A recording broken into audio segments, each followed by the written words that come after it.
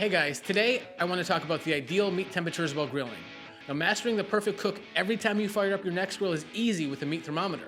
I prefer to use a digital thermometer because it's easy to read and takes the guesswork out of perfectly cooked meats.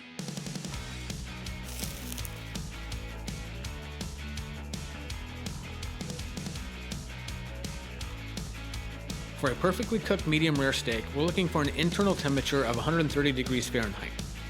And remember, it's usually better to remove your meat sooner rather than later, since it continues to cook even after it comes off the grill. Burger patties are a different story. You'll want to keep them sizzling on the grill until they show an internal temp of 160 degrees Fahrenheit. Just be sure to pull them before they turn into hockey pucks. If chicken's on the menu, be diligent with your meat thermometer and remove it from the grill as soon as, if not slightly before, it reads 165 degrees Fahrenheit. Like poultry, fish will dry out on the grill if you're not careful.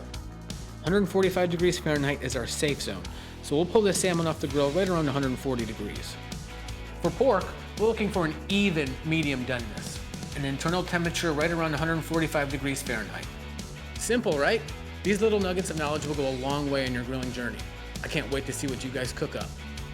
For more grill tips, recipes, or to pick up a digital meat thermometer of your own, visit nexgrill.com or subscribe to our YouTube channel.